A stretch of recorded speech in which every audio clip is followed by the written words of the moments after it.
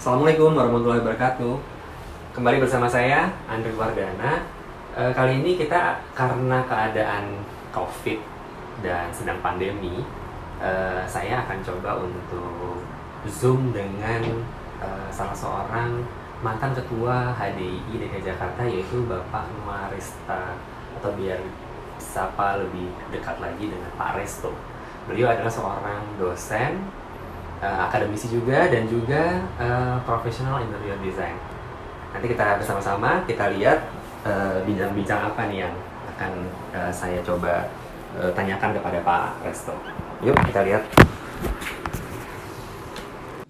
Assalamualaikum Pak Resto. Salam Mas Andri, apa kabar? Baik-baik, alhamdulillah Pak. Bapak gimana nih, sehat ya Pak Resto ya? Ya, alhamdulillah sehat walafiat. Ya, senang nih Pak. Gimana nih Pak kegiatannya selama COVID, pandemi COVID ini nih Pak? Ya, masih seperti biasa, hanya berbeda ininya saja caranya.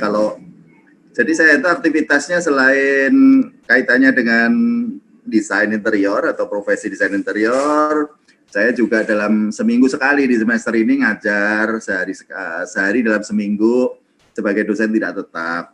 Masih lewat daring juga, mungkin sampai semester depan masih online kelasnya. Kemudian hobi ini yang malah makin serius ini ditekuni pada waktu pandemi ini Mas Andri ini. Aduh. makin ini ya Pak, ada pekerjaan baru. Bukan, saya merasa malah hidupnya jadi lebih berkualitas untuk diri kita itu di masa pandemi karena lebih banyak waktu kita di rumah dan mengurus hidup kita sendiri. Istirahat cukup ya Pak ya. Pak Revo saya lihat kayaknya awet muda ya Pak ya sekarang. Walah udah awet tua lah, ini udah terlanjur. Oke. Pak Resto, ini kita ngobrol-ngobrol santai nih Pak sebenarnya, tapi saya kepingin ada semacam masukan buat semua, untuk umum atau juga untuk mahasiswa khususnya gitu ya Pak Resto ya, mengenai profesi seorang interior designer, karena sekarang ini saya perhatikan memang animo siswa untuk mengambil jurusan interior design kan cukup banyak ya Pak ya. Dan saya pemerhati beberapa teman-teman, termasuk Pak Resto juga. Pak Resto kan sebagai seorang profesional interior designer, tapi juga sebagai salah seorang pengajar di salah satu universitas, benar ya Pak ya? Masih aktif pula gitu. Dan saya juga sempat dapat info juga kalau Bapak pernah menjadi salah seorang ketua HDI DKI Jakarta, benar ya Pak Resto ya? Betul. Kira bisa diceritakan nggak Pak Resto untuk seluruh pemirsa gitu ya, baik yang baru mencoba untuk menjadi seorang interior designer, perjalanan Pak Resto, karir Pak Resto dimulai dari sebagai seorang pelajar pastinya dulu mahasiswa sampai menjadi profesional interior designer nih bagaimana nih Pak? Bisa diceritakan? Aduh, panjang banget ini kalau dari mahasiswa ceritanya ya. Saya itu kebetulan jadi mahasiswanya lama banget loh Mas Andre. 5 tambah 3, 8 tahun. Terlalu ya jadi mahasiswa 8 tahun. Tapi pada waktu itu lazim-lazim saja karena belum ada terapan secara keras untuk drop out. Yaitu yang pertama. Yang kedua, dulu juga beberapa teman ataupun saya sendiri itu kebanyakan bekerja, jadi kuliah beberapa semester ditinggal bekerja. Kebetulan saya ngambil kuliahnya di Jogja, nah begitu bekerja di Jakarta udah nggak bisa disambi kuliah, udah pasti harus tinggalkan 1 semester. Iya. Bapak dulu kuliah di Jogja ya Pak ya? Di Jogja ya, Universitas Negeri di Jogja, jurusan dan program studinya desain interior. Kemudian jadi saya ngambil pekerjaannya pun juga yang terkait dengan interior. Pada waktu itu masih jadi drafter. Jadi cuma disuruh gambar, ini kamu gambar, dibikin denahnya, sudah ada coret-coret tanya tangan. Saya gambarnya masih manual, tahun 90 itu masih manual. Jadi full pakai meja gambar, pakai rapido, pakai penggaris yang masih bisa diputar-putar itu. Iya, meja gambar ya Pak ya?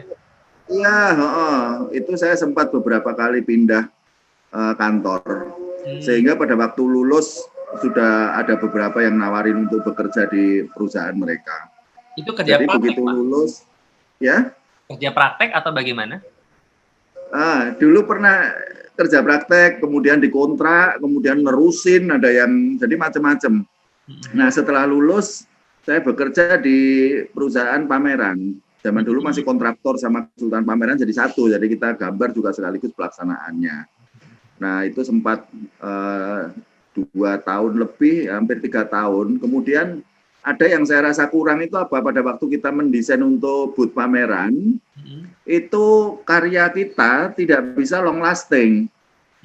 Tidak bisa awet gitu. Kita sudah menggambar, kemudian dibikin seminggu, habis itu 3 hari, 4 hari dibongkar. Jadi saya ada rasa kehilangan anak gitu kalau desain kita dibongkar itu. Hanya melihat fotonya doang. Nah, saat itu terpikir untuk pindah kembali ke basicnya, yaitu desain interior. Kemudian pada waktu saya muda, pengennya jadi petualangan, seperti pada umumnya laki-laki pengen berpetualang, tapi nggak punya duit, akhirnya nggak kesampaian petualangannya. Nah, pada waktu bekerja di desain interior, saya berpikirnya harus cari perusahaan yang multinasional atau punya kantor di luar negeri. Akhirnya saya nemu di satu company yang dia kantor pusatnya di Singapura. Nah, saat itu saya belajar bagaimana mendesain. Nah, termasuk dulu ada peluang suruh ikut training ke Singapura, cuman karena berbulan-bulan akhirnya saya boleh nggak saya mondar-mandir aja gitu. Kebetulan dibolehkan, jadi pernah ngalami saat itu saya Senin sampai Jumat di Singapura, habis itu weekendnya di Jakarta, kemudian balik lagi, ya itu beberapa kali mondar-mandir. Kemudian juga keuntungannya kalau kita ikut perusahaan multinasional itu kita jadi kenal dengan desainer-desainer dari negara lain. Pada waktu itu ada 10 negara, jadi saya sempat interaksi dengan cabang-cabang yang lain untuk tahu seberapa jauh sih, seberapa langkahnya desainer-desainer khususnya di Asia Pasifik. Satu yang saya catat pada waktu itu bahwa desainer kita itu rata-rata kalah cepat, Mas Andre. Dalam hal bekerja, dalam hal mendesain itu kita itu terlalu lambat memutuskan. Karena apa? Mungkin modal pada waktu memutuskan desainnya juga kurang matang, sehingga itu tidak cepat mengambil keputusan desain. Akhirnya mendesainnya lebih lambat. Mereka menemukan idenya cepat, menuangkan dalam bentuk sketsa ide cepat sekali. Itu terutama di culture atau apa ini, Pak? Overall, dalam hal proses desain. Jadi kalau sama-sama dikasih kebudayaan nggak, Pak? Karena habitual kita karena di Indonesia. Ya bisa jadi karena kita tidak dididik untuk lari. Tidak dibiasakan untuk lari, dan lagian mungkin situasi kompetisi pada waktu itu belum sadis sekarang, jadi struggle for life-nya itu kurang. Nah, itu yang jelas saya dapatkan bergaul dengan beberapa desainer dari negara sekitar. Hong Kong yang saya lihat mereka sangat cepat sekali dalam bekerja atau mendesain.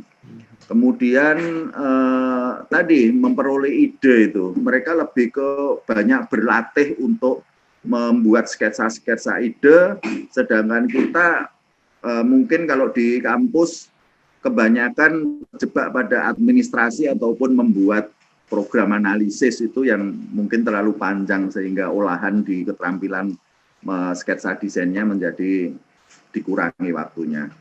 Itu yang pengalaman di awal saya. Kemudian petualangan tadi, kembali ke petualangan, itu ternyata ya alhamdulillah lumayan lah gitu. Saya sering ditugaskan ke beberapa tempat yang itu kalau saya pakai duit sendiri nggak akan bisa menjalani, termasuk ke beberapa negara. Ada pernah ngerjakan proyek di Melbourne, pernah ke Shanghai, ada di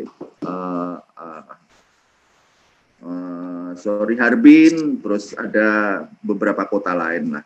Nah, untuk di lokal sendiri di Indonesia kebetulan dulu saya membidani lahirnya, boleh nyebut merek nggak ini Mas Andri nih? Boleh, nggak apa-apa, nanti tinggal edit. Ya, sekarang pun juga sudah banyak yang tutup kayaknya. Ada dulu masih sempat tren tahun 2000-an itu karaoke keluarga. Ini bukan karaoke yang remang-remang, tidak. Ini terang benderang. Bahkan pada waktu itu briefingnya ke saya mau untuk membuat image atau tempat bernyanyi yang itu untuk konsepnya keluarga. Nah, terus jadi saya mendesain karaoke keluarga itu mungkin sampai 60-70 cabang di berbagai kota provinsi. Jadi udah kenyang lah dulu itu keliling-keliling. Ini tipikal atau apa, Pak? Tipikal tapi bergulir ya, bergulir dalam artian kita tetap menggunakan ada benang merahnya. Jadi tidak boleh langsung berubah sama sekali, tapi dari cabang satu ke cabang lain ada perbedaan-perbedaan. Lama-lama bergeser mengikuti update-nya. Ya karena itu chain store yang dulu pada waktu bisnisnya masih bagus itu dalam setahun mungkin bisa 5-6 cabang yang harus ditangani. Saya terkait dengan tadi tertarik dengan ini Pak, sketsa desain. Tadi Bapak bicara mengenai sketsa desain. Nah, Bapak di Singapura, apakah memang di luar negeri yang pernah Bapak alami gitu ya? Karena kalau saya dulu sempat sekolah di Milan, ternyata mereka menghargai sekali nih Pak mengenai sketsa gitu ya. Apakah waktu Bapak dulu kerja juga di Singapura, apakah juga sebagai seorang interior designer yang memang bisa membuat sketsa itu sangat dihargai Pak? Atau memang tidak, langsung pakai komputer aja gitu, semua dengan 3D gitu misalkan, gimana Pak? Pada waktu saya ikut training ya, dulu bukan bekerja, tapi istilahnya training. Saya hanya mendompleng proyek-proyek yang mereka kerjakan, saya disuruh follow gitu. Nah,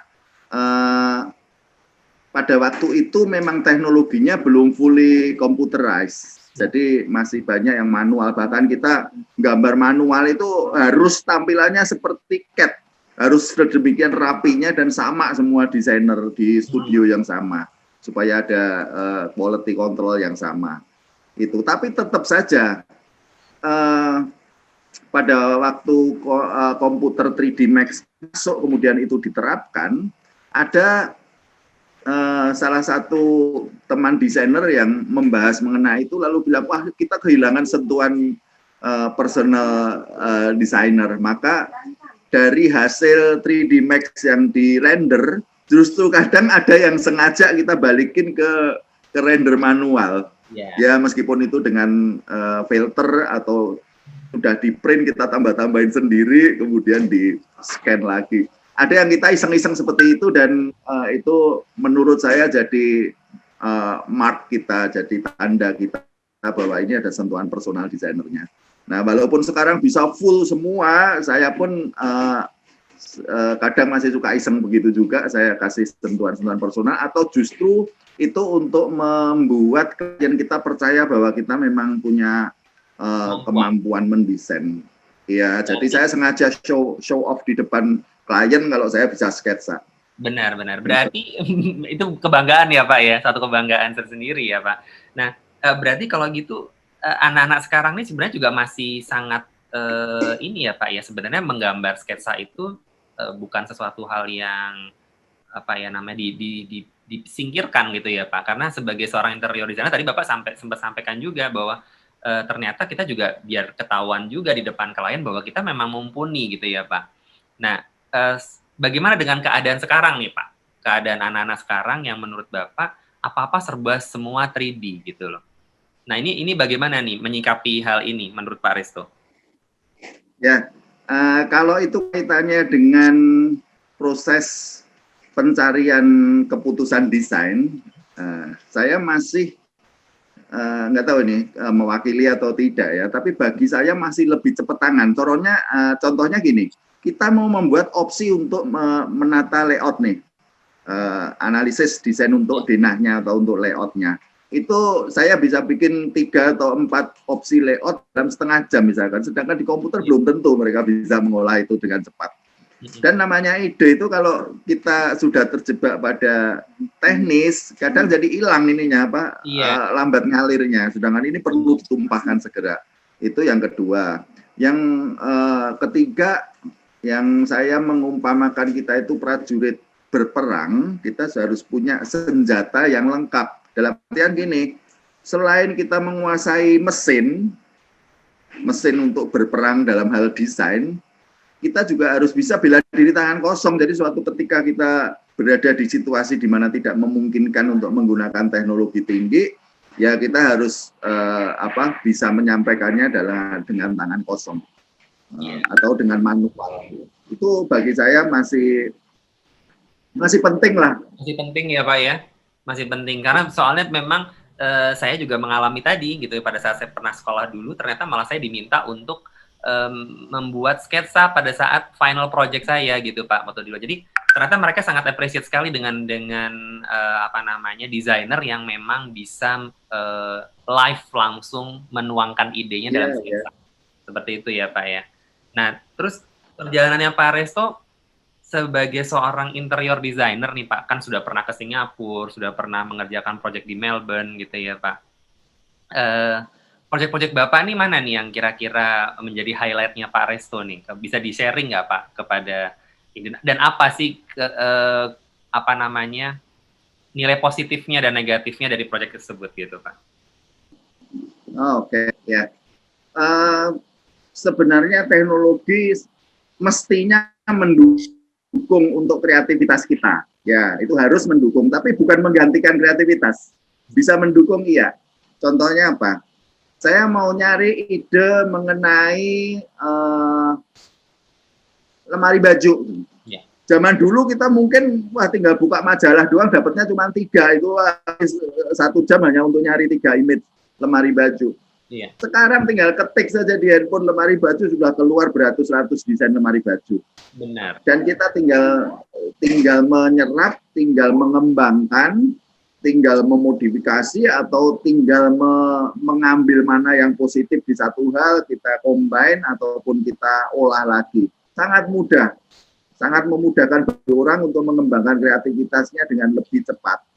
Itu yang pertama. Jadi teknologi saya setuju itu mendukung untuk kreativitas. Yang kedua, teknologi semestinya tidak mematikan keterampilan kita. Karena itu justru harus mendukung supaya keterampilan kita ini menjadi lebih bagus, lebih baik, lebih cepat hasilnya. Nah, bukan dalam artian dengan adanya teknologi itu terus kita tidak belajar mengenai keterampilan motorik dalam hal mendesain ataupun menggambar, terus semuanya kita tinggal cuman pegang mouse doang. Menurut saya tidak demikian. Harus juga melalui terapan langsung. Nah, kalau di komputer kan hanya sekedar kita lihat di layar, beda dengan pada waktu kita material misalkan ya, merasakan sendiri, oh kain itu lembutnya seperti apa, kalau kulit itu mewahnya seperti apa di tangan, kalau tekstur dinding itu seperti apa untuk batu alam, itu harus dirasakan langsung, nggak bisa digantikan oleh teknologi. Ya itu agak susah kaitannya dengan rasa. Kadang bau ya, kita membaui upholstery itu pun sudah bisa membuat kita bayangkan suasana ruangnya seperti apa. Jadi ya itu nggak bisa digantikan lah oleh teknologi yang hanya virtual ataupun visual. Harus dirasakan dengan panca indera kita. Feeling ya Pak ya, feeling. Ya betul, feeling ataupun kepekaan rasa sebagai seorang desainer dalam mencerap ruangan di panca indera kita itu harus kita rasakan langsung. Jadi misalkan ini, kita pergi ke suatu tempat yang itu sangat romantis misalkan, itu kan nggak bisa diceritakan saja, harus dialami orang yang bersangkutan, dia merasakan ruangnya kan. Semua panca inderanya itu bisa meresapi itu yang nggak bisa digantikan menurut saya oleh teknologi maupun virtual saja. Sensasi juga ya Pak ya, sensasi merasakan tadi gitu ya Pak ya. Ya, jadi salah kalau mahasiswa itu belajar hanya dari laptop, hanya dari tablet atau dari HP untuk tahu mengenai konsep-konsep ruang, salah. Menurut saya harus mengalami langsung baru bisa lebih belajar untuk itu kepekaan rasa. Nah, tapi gimana nih Pak, kalau sekarang pandemi kita juga akan susah gitu ya Pak. Untuk apalagi terutama yang sekarang saat ini sedang tugas akhir gitu ya Pak ya. Oh iya iya iya. Bapak bisa kasih sedikit masukan nggak? Kira-kira apa nih yang kira-kira bisa ini? Karena mereka harus sensasi diberasakan, tapi kita nggak bisa datang ke tempat ini. Mereka harus dari tadi notebook ini ya, apa gadget. Nah itu gimana nih Pak? Ya itu namanya kendala, constraint, hambatan selalu ada. Sekarang memang lagi situasinya seperti ini yang mungkin kita harus menahan diri untuk tidak keluar di tempat-tempat umum. Nah, yang bisa dilakukan apa? Ya kita belajar dari lingkungan kita terdekat ya, tidak hanya di luar yang jauh. Yang terdekat saja yang masih bisa kita lakukan dengan aman. Contohnya di rumah pun yang tadinya kita nggak pernah memperhatikan, harus kita perhatikan yang kaitan dengan interior itu. Di rumah adanya permukaan meja marmer, ya coba saja rasakan ataupun terapi. Oh kalau marmer itu karakternya seperti apa sih? Oh kalau plastik seperti apa? Kita kan lain ini, misalkan kalau kita menggunakan furniture dari plastik dibandingkan dengan dari leather. Itu kan sebetulnya perlu latihan juga itu.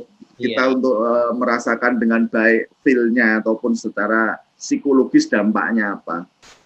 Color misalkan juga gitu. Jadi cahaya gitu, kita bisa merasakan, oh kalau ini lampunya saya tambah dengan warna putih, apa yang saya rasakan? Itu kan bisa belajar di rumah. Kalau lampunya saya buat dim dengan lebih kuning, kira-kira apa lagi yang saya rasakan? Oh kalau ini saya sorot di tembok saja di satu lukisan, oh dampaknya ternyata itu menjadi ambience-nya itu dramatis misalkan. Nah itu kan harus dirasakan. Kalau kita sehari-hari sudah di rumah, kadang itu tidak kita sadari bahwa kita itu terlalu bebal ataupun tebal sehingga tidak merasakan itu. Benar. Itu Mas Andri menurut saya. Harus sensasi tersebut memang harus kita sendiri ya Pak ya yang merasakannya. Makanya kita harus melakukan kunjungan. Kalau sekarang dalam keadaan pandemi kita nggak perlu kemana-mana, tapi kita bisa mencoba yang mudah dan bisa dilakukan saja apa. Jadi setiap kali kita berada di satu kondisi, kita coba untuk rasakan, cermati dan melatih kepekaan kita. Oke. Nah sekarang keadaan seperti ini nih Pak, sebagai seorang interior designer, terutama Bapak seorang profesional gitu ya. Perubahan apa nih Pak yang Bapak sudah rasakan dari adanya pandemi ini gitu ya? Terutama mungkin ke project juga Pak.